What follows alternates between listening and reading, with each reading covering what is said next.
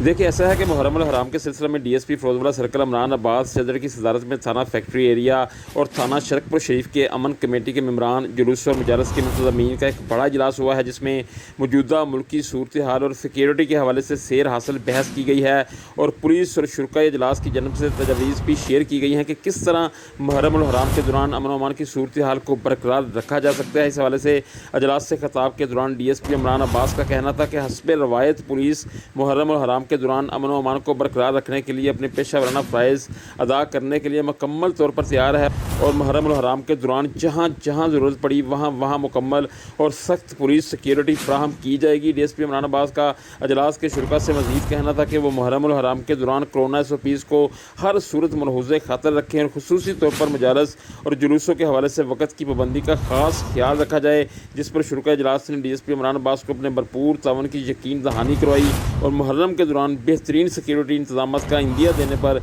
इनका शुक्रिया भी अदा किया। जी।